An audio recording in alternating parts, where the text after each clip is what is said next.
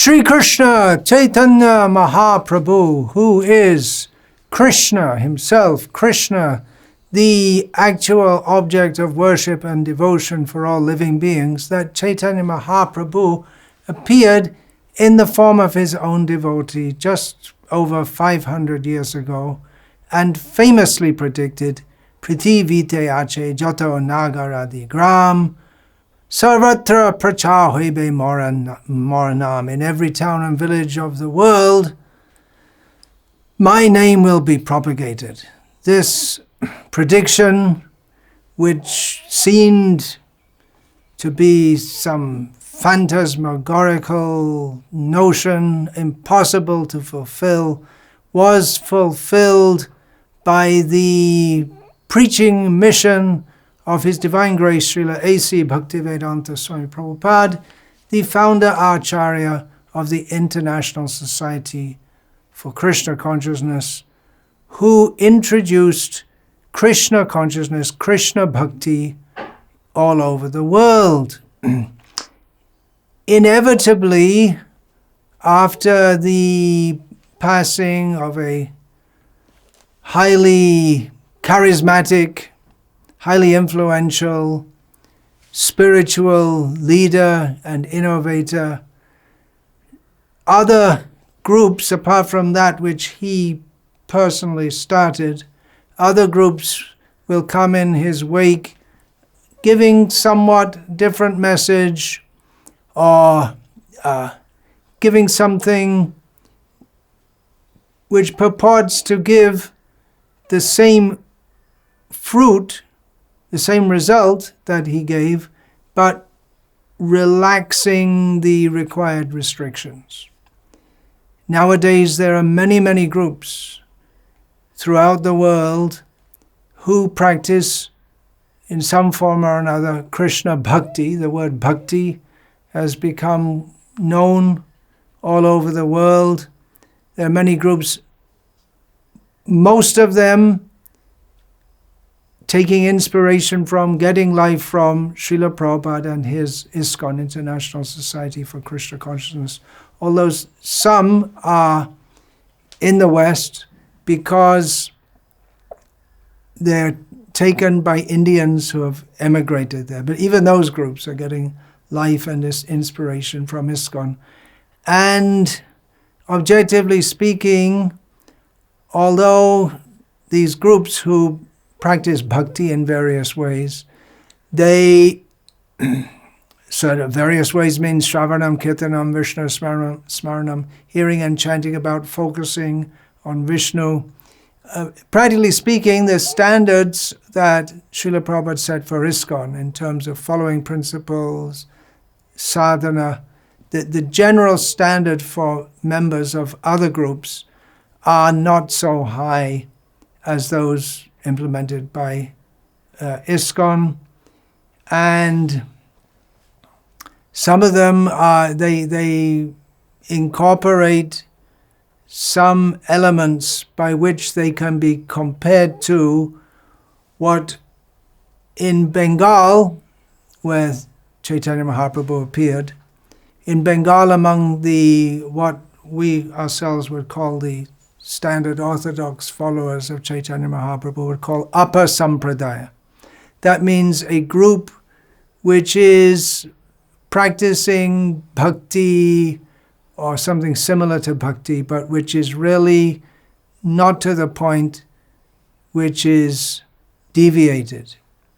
In ISKCON, we generally term those groups Sahajiya. We put a blanket term, Sahajiya. Prakrita Sahajiya means group of supposed followers of Chaitanya Mahaprabhu who grossly deviate from the regulative principles. Upper Sampradayas, they may not be so also gross, but the Prakrita Sahajiyas are particularly gross in not following the regulative principles. In Bengal, they may advocate, some of these groups, they may actually advocate illicit sex is okay, eating flesh food is okay, you just chant Hare Krishna.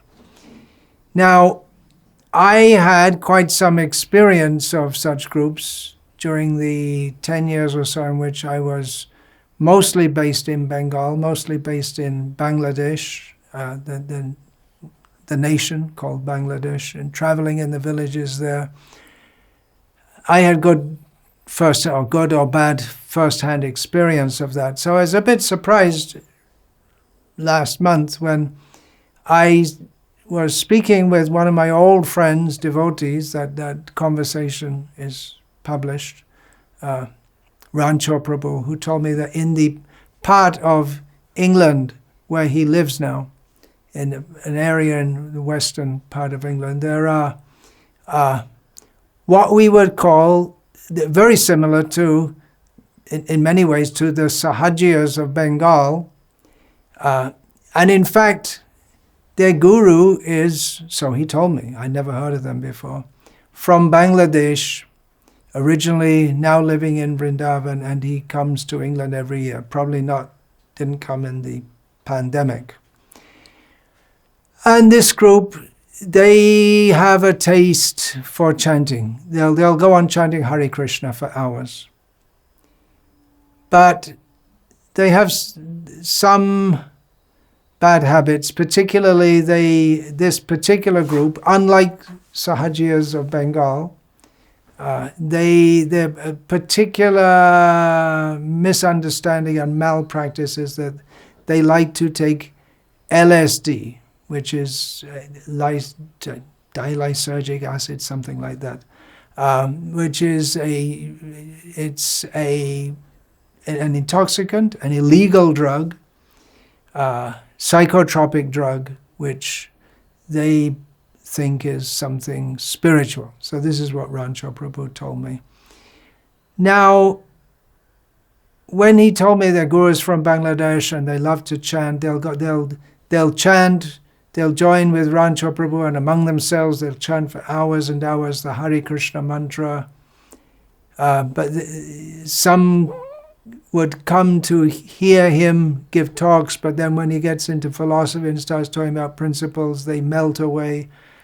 And it just reminded me of Bangladesh, because it's so similar. Obviously, it's not exactly the same. It's very, very similar to what I experienced in the late 1979 and throughout the 1980s. But I thought, well, in some ways that's good. If they have a taste for chanting the holy names, that puts them well ahead.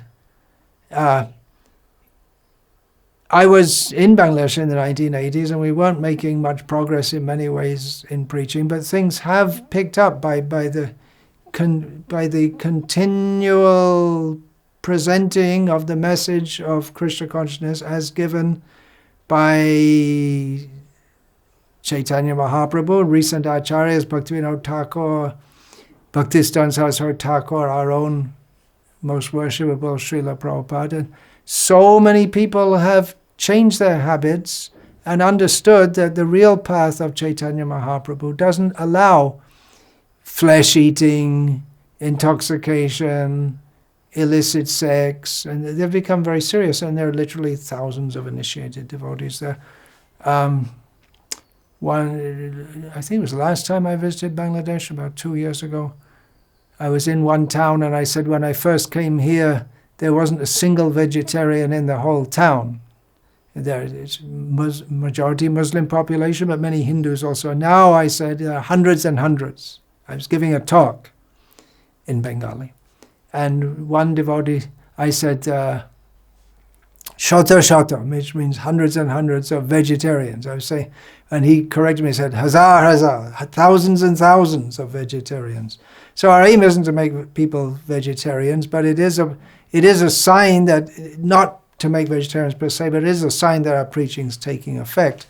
So I thought, well, that's good they have a taste for the holy name. It's something you can build on, and maybe gradually in future generations, or by persistent preaching of the actual message, people who have a taste for the holy names but who are addicted to bad habits, they can change also. So it's a good start.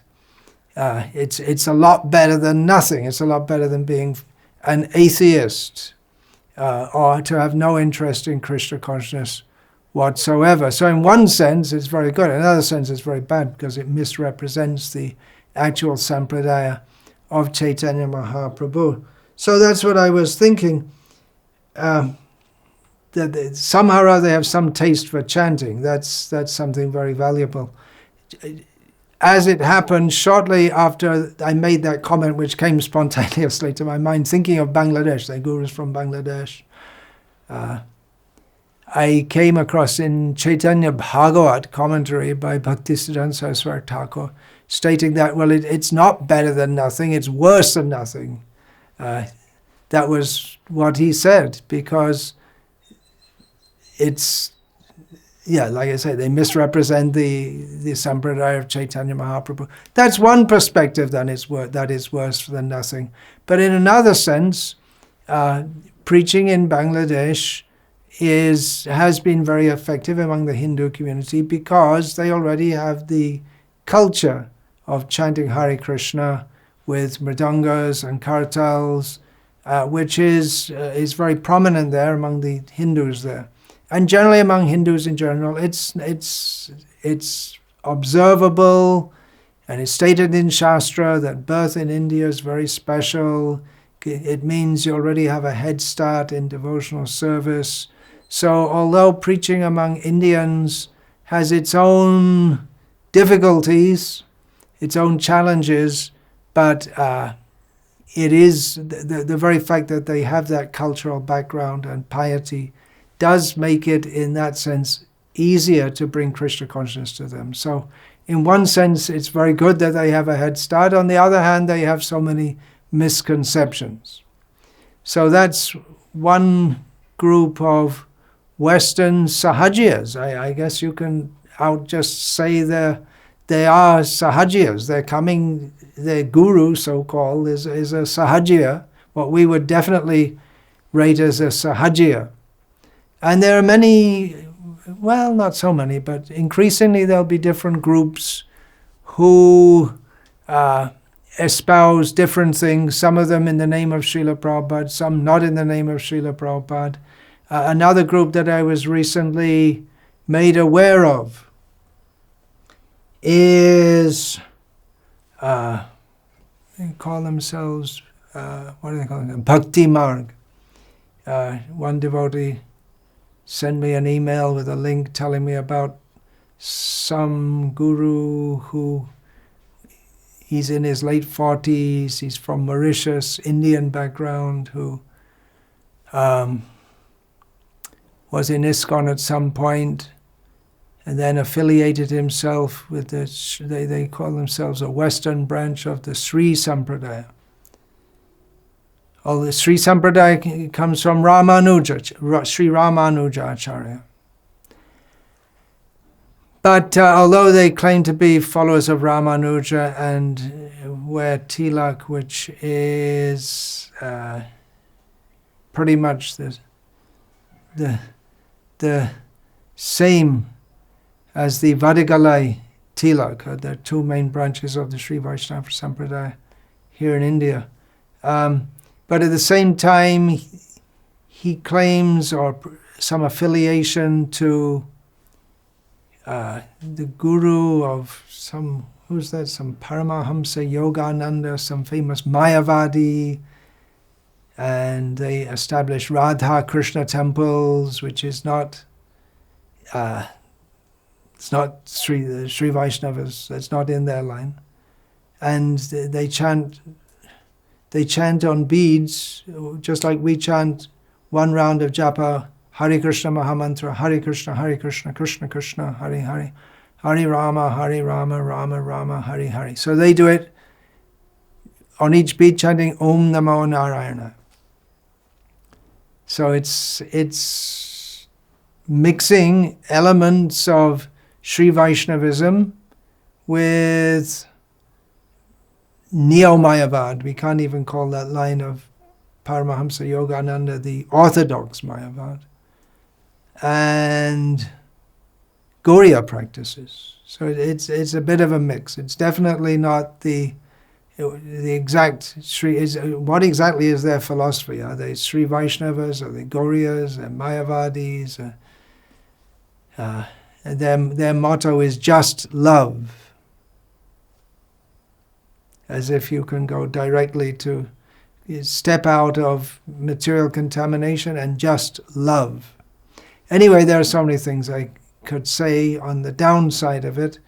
The upside is that, again, they have some, even though it's unorthodox and it's hard to imagine, although they claim affiliation or approval from Sri Vaishnava Acharyas, it's hard to imagine that they could be accepted as orthodox Sri Vaishnavas, but they have some following. I wouldn't be surprised if many of them were the following, in Europe in particular, they have some following. If the followers are originally from the ISKCON affiliation. Oh, the lizard says so. Okay. Don't know if you heard that.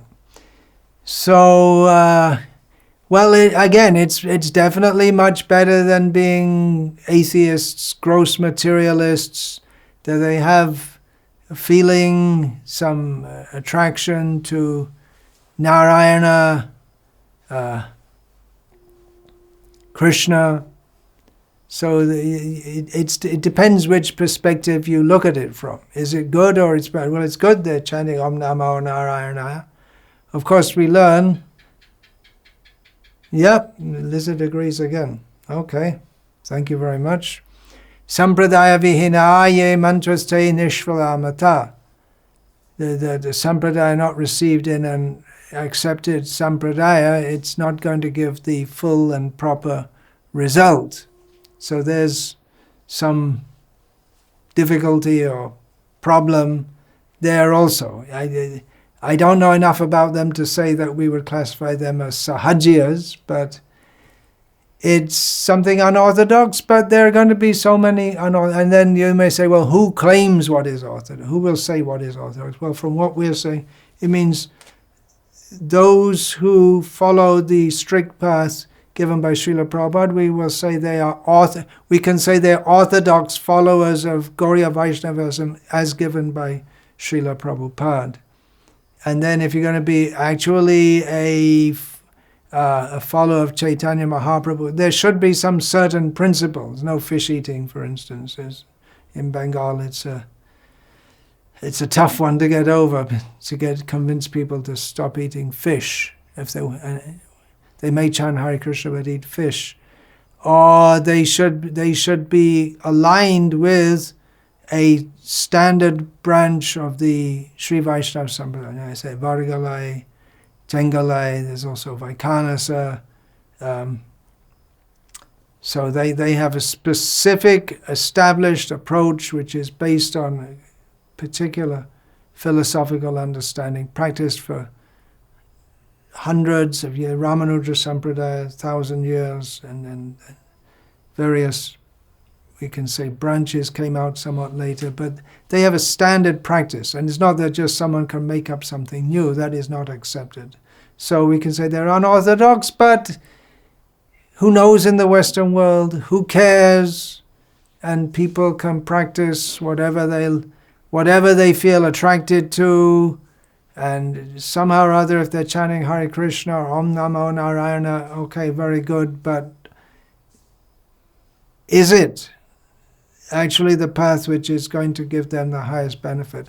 That has to be considered also.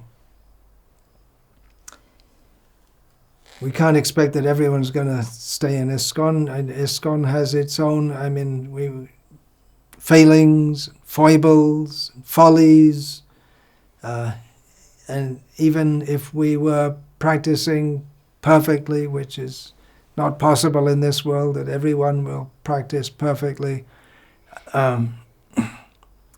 then still many people may prefer something different, because there are strict rules to follow if we are to be an initiated member within ISKCON. But again, it's something is better than nothing, we can say. Better than abject Maya is to be somehow or other chanting the holy names of the Lord. Now, another group I'm going to discuss today has been advertised recently on the Dandavat's website, which is the official website, or at least it's supported by the GBC of ISKCON. This is a preaching endeavor within ISKCON. I'm not saying I'm talking about outside ISKCON, but it in their ashram, I'm not going to mention the name, but within the ashram that they run in America, they've made some adjustments to make Krishna consciousness more acceptable to modern young Americans, whatever that means, because everyone's an individual, but we can say with a certain constituency or demographic within the huge genre of modern young Americans. They made some adjustments within their ashram. They have Mangalati later, significantly later than Srila Prabhupada had it, and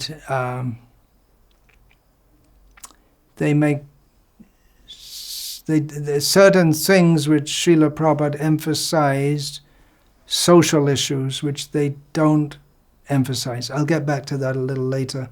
So this is promoted on the Dandavat's website, and I sent the link to a disciple of mine who is no longer based in America, but who spent many years there, engaged in trying to bring and successfully bringing young Americans to Krishna consciousness. So I wrote to him and asked him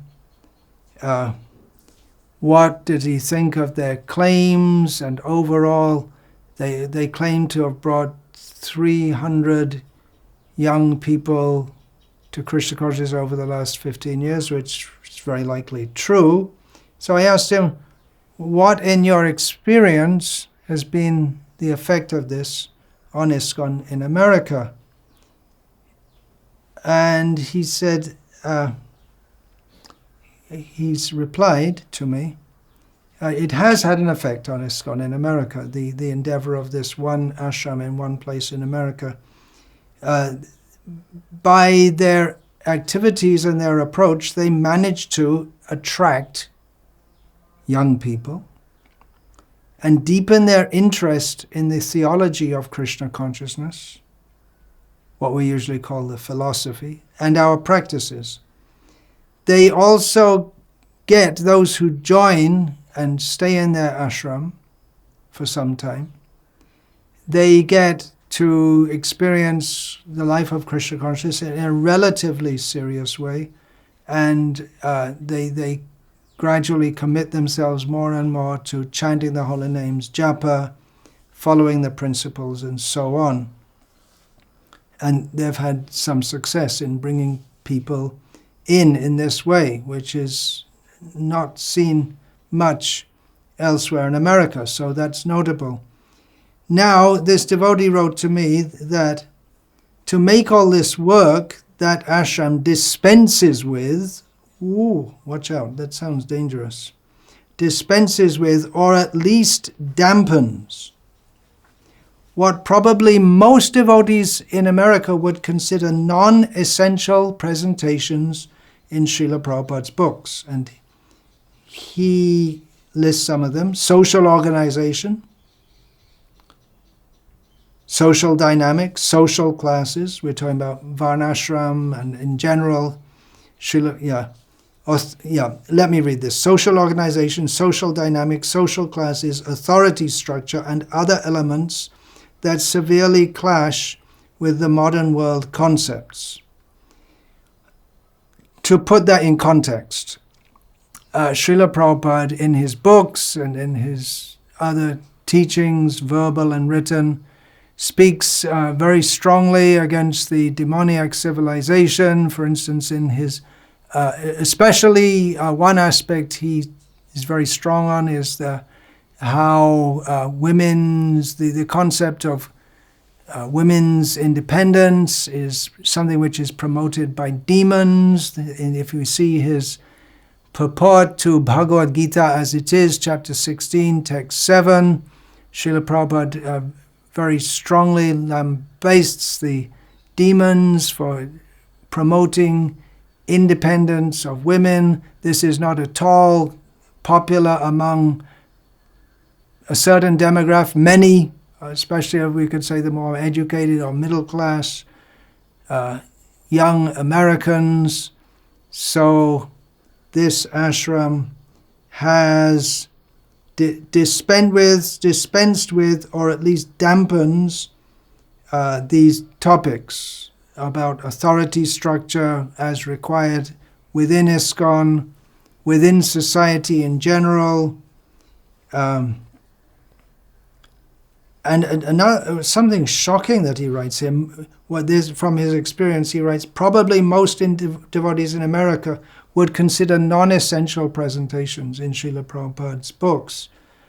So what's essential? The spiritual part, chant Hare Krishna, but the numerous, profuse statements on social issues, all based on Shastra, as given by Srila Prabhupada, they consider non-essential. Most devotees in America, he writes, most devotees in America consider this non-essential, and it's quite acceptable to dispense with that if we can get more people to chant Hare Krishna and take up Krishna consciousness in a relatively serious way. So he continued his writing. When such people, now devotees, enter the ISKCON world, they surely influence it according to their conventions. So I replied, obviously a problem with attempting to dispense with social values as Srila Prabhupada presents them is that those thus preached to will not want to read Srila Prabhupada's books, which are full of social statements, which are non-PC, not politically correct according to the majority consensus. Which means, if you don't want to read Prabhupada's books, you won't want to distribute them, nor participate in his Varnashram mission, because Varnashram society is specifically hierarchical, privileging certain classes over another, and in some ways privileging a certain gender over the other. Now, at this point, you may say, well, isn't it worth dispensing with all of that? Varnashram, that can wait in the future. In the meantime, let's get some people to chant Hare Krishna. We need to get some people in. I'm just wondering, how far do we go with that? Do we go as far as the Bangladeshi Sahajiya, who no rules, just chant Hare Krishna? Obviously not, if we're tall to call ourselves followers of Srila Prabhupada, and nor do the proponents of these ideas say that. But we should also consider that numbers in themselves are not indicative of success in preaching. There are many Sai Baba, Deepak Chopra, how many so-called followers do they have? Even when Srila Prabhupada was personally present, there was a faction among his followers under Siddha Swarupananda Goswami, who wanted to present Krishna consciousness in a manner more appealing to Western youth. And he was successful in bringing many people to a version of Krishna consciousness that was not as strict in dress and approach and gender discrimination as that given by Srila Prabhupada. But Srila Prabhupada tolerated it to some extent, but he also made known that he considered it a deviation. So numbers in recruitment can't be accepted as a sign of success unless the numbers are clearly in line with the path given by Srila Prabhupada. At least within ISKCON we have to say that. The previous acharyas. Another point, although the group themselves haven't said that we dispense with non-essential, as far as I know, they don't say that. But this idea, parts of Prabhupada's books are essential, other teachings are non-essential. When Srila Prabhupada gives pages and pages of discussion on social values in the Varnashram system, it's pretty risky to say it's non-essential. Pretty risky. Now, in one sense, it's not essential, because anyone in any position can chant Hare Krishna and go back to Godhead. But then, most people, they do require, because we do require social systems, we do require social systems, and we do require a social system which supports our practices. One that promotes or allows, they're practically the same thing, easy gender interaction, loose interaction, is not going to be very favorable for Krishna, practicing Krishna consciousness, or becoming free from the attraction between male and female. Pungsastriya mituni bhavametam tayoraho hridaya grantimahuhu. They say, persons who know, Rishabdev says, that the attraction between male and female is the binding force in material life. And that can be purified, dovetailed in Krishna conscious marriage life. But there can be problems with that also.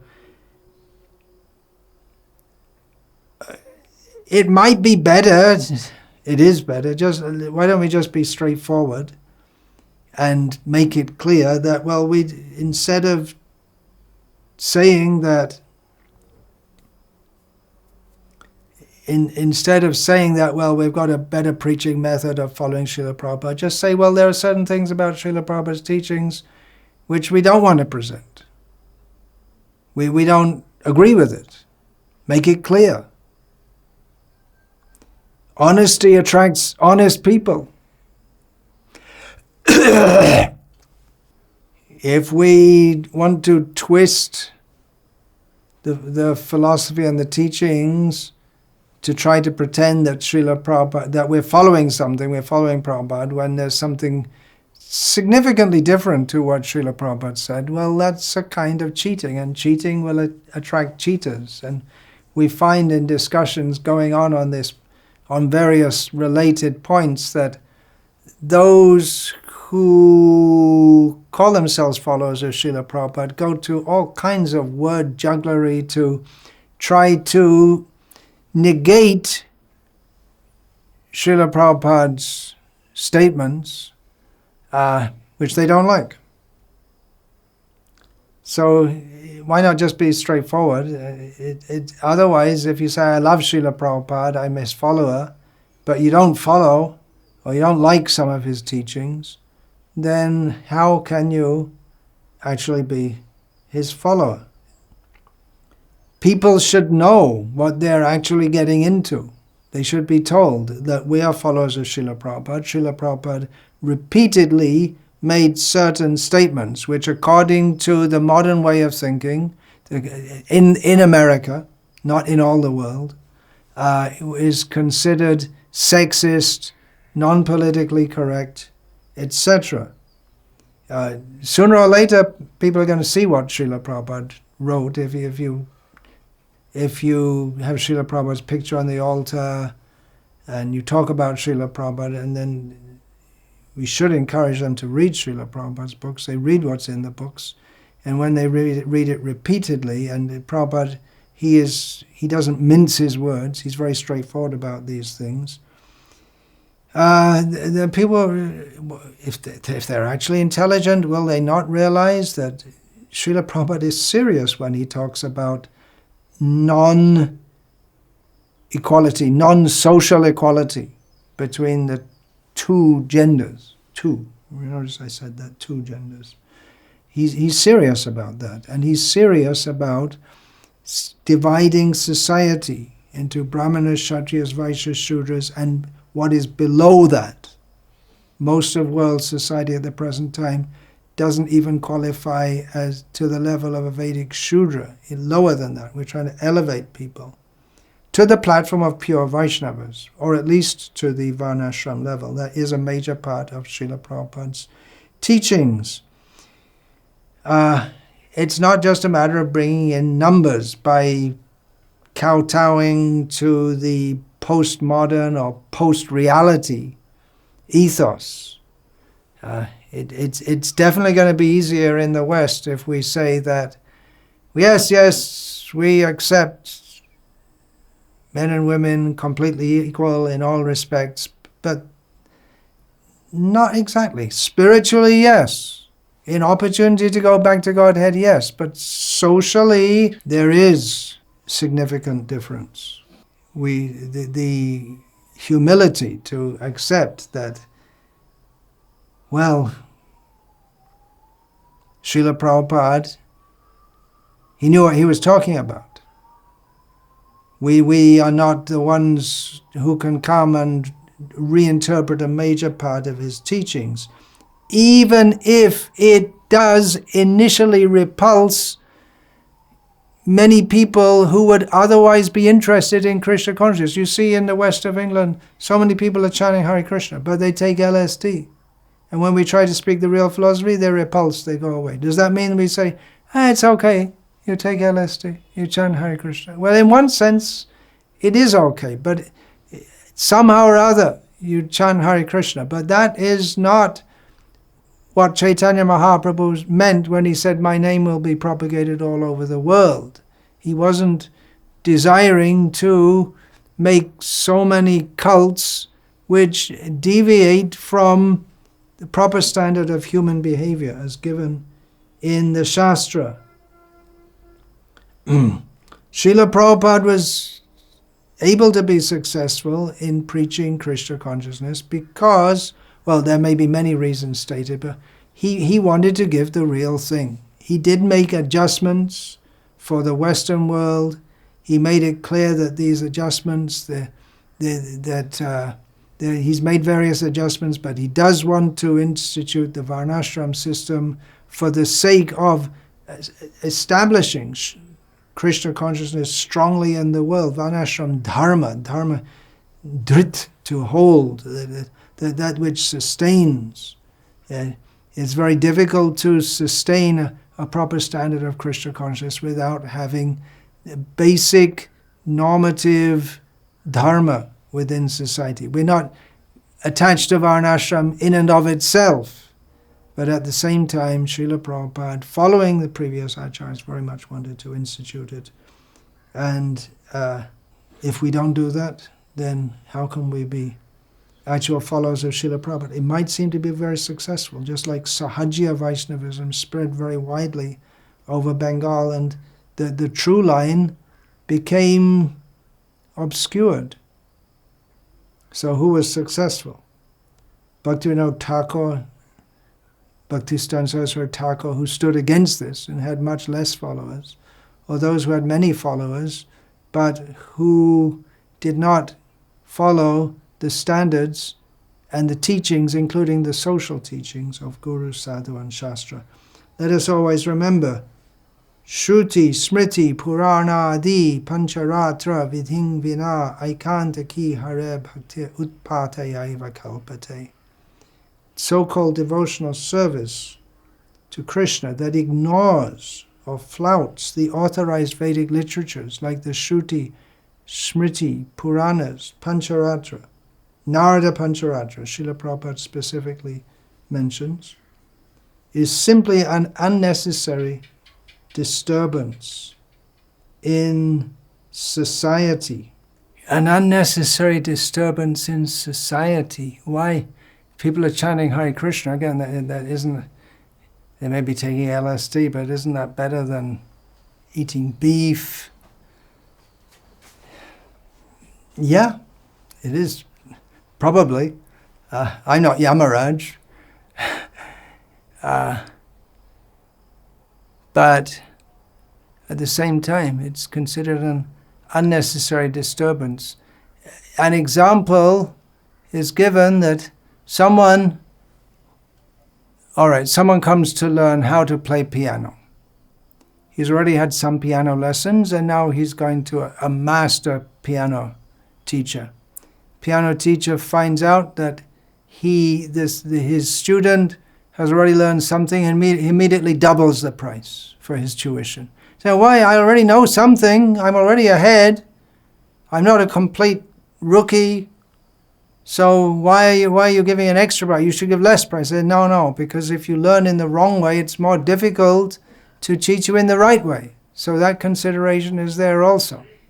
Preaching among Hindus in India and elsewhere is generally more easy in some ways because Indians, Hindus, they have a natural affinity. Of course, there are some demons who are among Hindus who blaspheme Krishna, but in general they have a natural affinity for Krishna, for Bhakti. So in that way it's good, but at the same time to divest them of so many misconceptions is very difficult. So what are we doing? We're making a kind of new kind of Hinduism in the West. You could say that, but it's not exactly, because Western people may take to chanting Hare Krishna and also take LSD, or maybe not want to accept the Vedic culture as presented in Srila Prabhupada's books, but they don't have the innate piety that birth in India generally confers. Again, stated in Shastra, birth in India, in human birth, is very special. So we're in a situation where Krishna consciousness or Bhakti is spreading. It's not spreading only via ISKCON. There are many groups. Some we'll say they're orthodox. ISKCON is not the only orthodox group spreading Gauriya Vaishnavism. There are so many branches of Gauriya Mats who are also doing so. But ISKCON, for all its various difficulties, is still by far the most dynamic and widespread. It might not be in future, just like in Bengal. The number of Sahajiyas, or upper sampradayas, the number of their adherents, it swamped the numbers of those who are following in what we can now understand is the pure line, the clear line, with regulated principles, adhering strictly to Shastra. And of course sometimes it's difficult to say exactly what is right, just like Bhaktistan Saraswati Thakur stood against those who claimed that one can be a guru only by birth. But on the other hand, he did accept that you can be a guru by birth as long as you teach the right thing. You don't try to say that others can't be gurus if they're not qualified. So the line can be a bit fuzzy sometimes, but the point I'm making is that there will be, it's almost inevitable that when there is a powerful preacher of God consciousness, that in his wake will follow others who, you could say, take advantage of that powerful preaching and propagate something which is Krishna consciousness, it's bhakti, but somewhat different. In this regard, I'm going to read some verses from the Adi Leela of Sri Chaitanya Charitamrita, chapter 12, the translation given by Srila Prabhupada, concerning the Advaita Acharya branch of the tree. It's describing the tree of Chaitanya Mahaprabhu. And the two main sub-trunks or branches are Advaita Acharya and Nityananda Prabhu. So it's described here. The Advaita Acharya branch received the water supplied by the original gardener, Sri Chaitanya Mahaprabhu. In this way, the sub-branches were nourished and their fruits and flowers grew luxuriantly. So it states there are branches and sub-branches. That's to be expected. Gurus will initiate, they will preach, there will be followers, and they'll be in different branches. And in the branch of a tree, the fruit is more or less the same. The fruits, the flowers, the bark on the branch, it's more or less the same, but not exactly the same. So in the same way, there will be some differences in the branches, but it should be recognizably the same. Just like the leaves and the fruit of a tamarind tree are very different to those of a mango tree. They're both valuable, but they both give valuable fruits, but they have very significant differences also. But in the tree of Chaitanya Mahaprabhu, the fruit is prema phal, love of God. That should ultimately be the fruit that's given. And although something may be advertised as love of God, it's not such a cheap thing. That's the fault of the Sahajiyas. Sahajiya means those who take it cheaply, those who compromise. So continuing the reading from Adi Leela of Chaitanya Charitamrita, after the disappearance of Lord Chaitanya Mahaprabhu, some of the branches, for unfortunate reasons, deviated from his path. So they're still branches. They may be considered branches in the sense that they're not entirely separate from the tree. They did come from the tree, but now they're deviated from the tree. Some branches did not accept the original trunk that vitalized and maintained the entire tree. When they thus became ungrateful, the original trunk was angry at them. Thus Lord Chaitanya did not sprinkle upon them the water of his mercy, and they gradually withered and died. And sometimes we see that.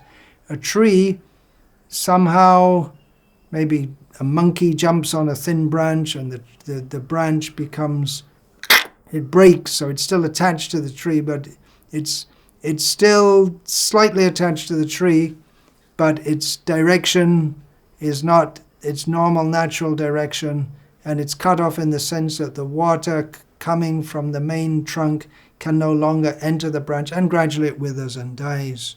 So the water of Chaitanya Mahaprabhu's mercy, in this analogy, does not reach to the branch, and therefore they wither and die.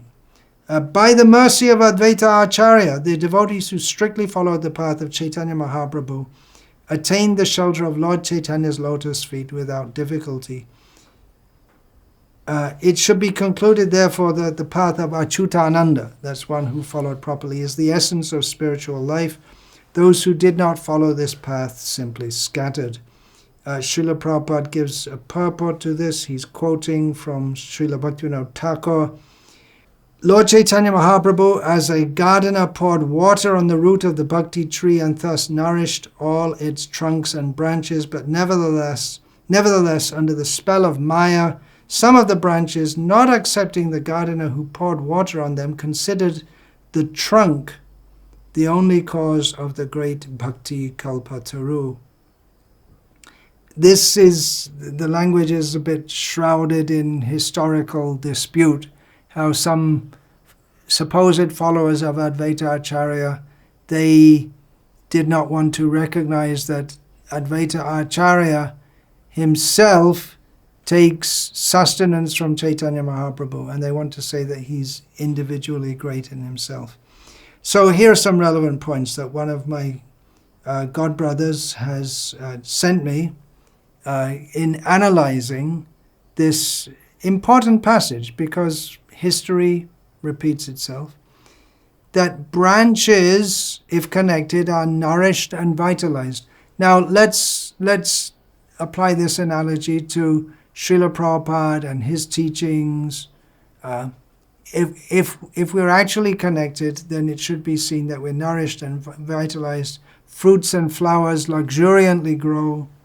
If we deviate from his path, then Lord Chaitanya does not sprinkle his mercy, and even though it may be a very big branch, it gradually withers and dies.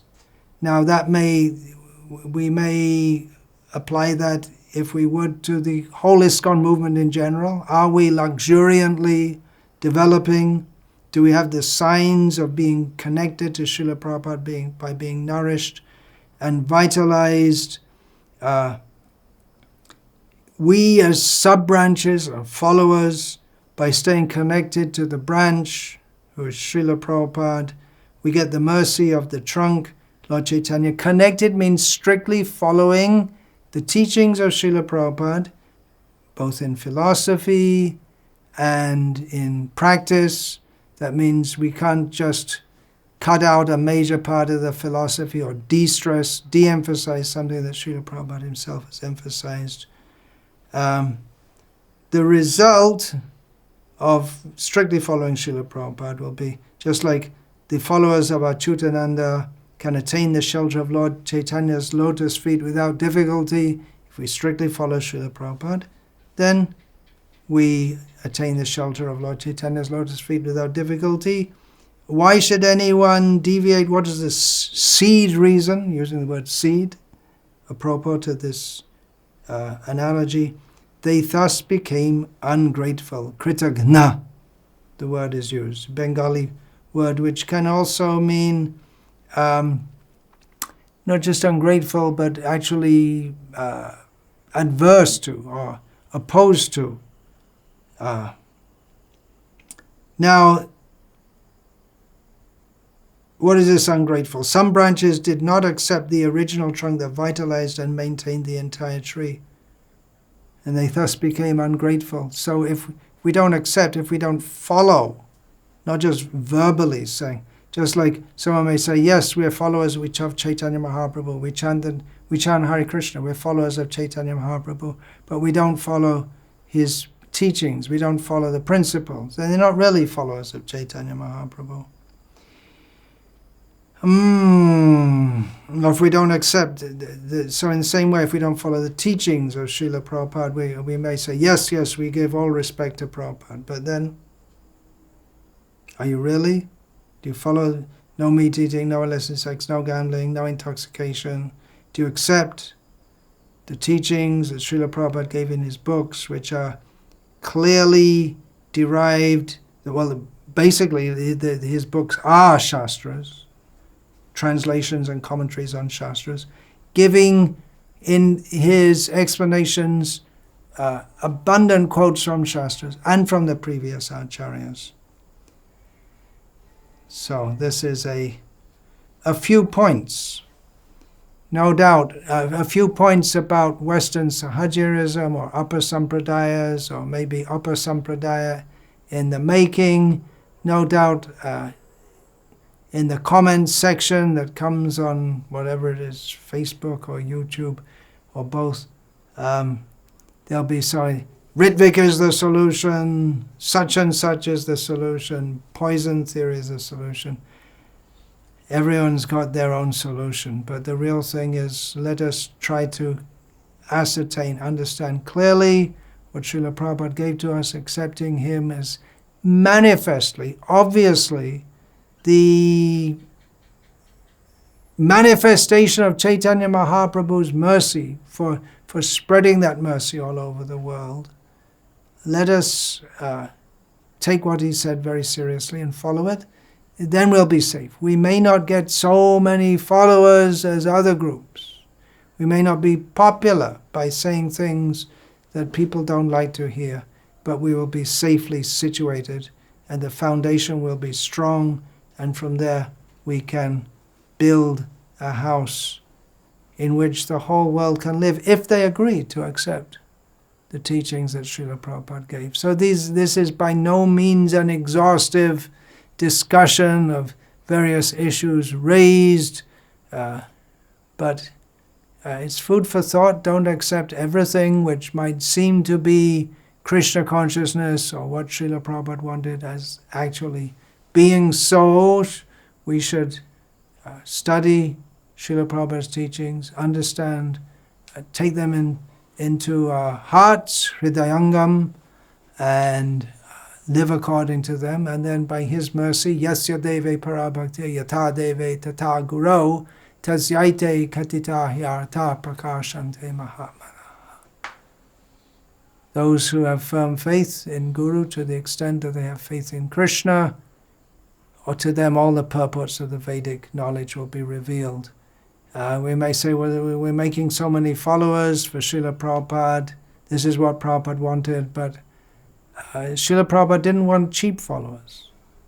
He didn't even want followers per se. He wanted to make devotees who follow Krishna consciousness, Shruti Smriti Purana Adi Pancharatra Vidhing Vina Aikantiki Hare Bhakti Utpatayaiva Kalpate.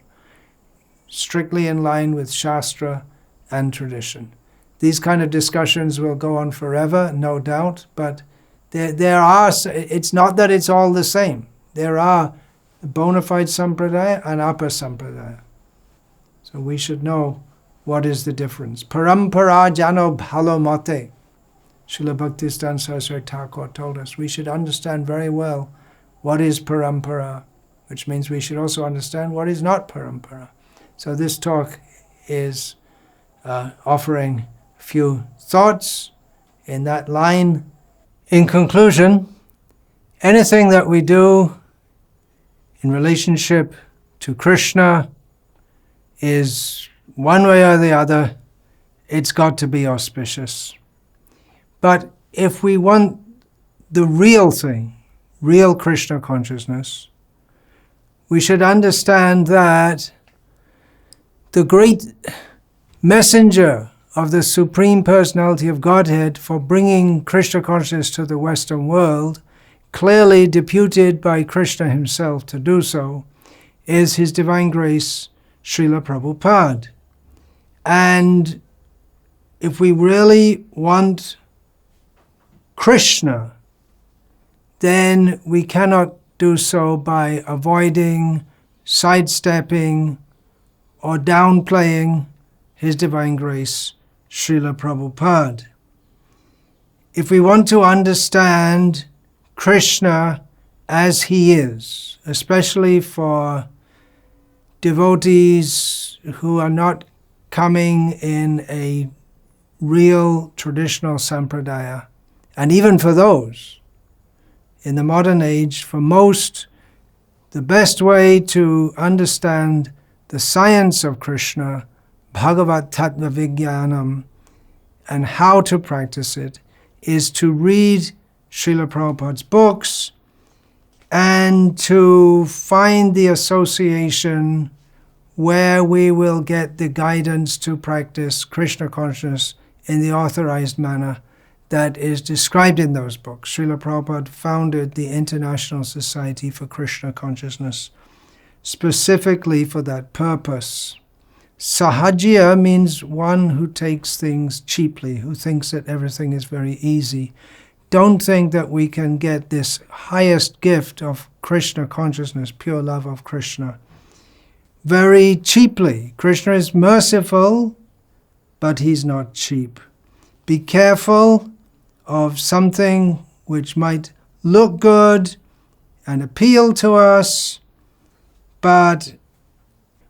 or if it undermines or neglects major parts of Srila Prabhupada's teachings, attempts to sidestep it, incorporates levels of behavior which are not acceptable even to worldly moral people. I'm talking about particularly taking intoxication, then we should be careful. Also, if something is not coming in a genuine parampara, genuine line of devotees, be careful.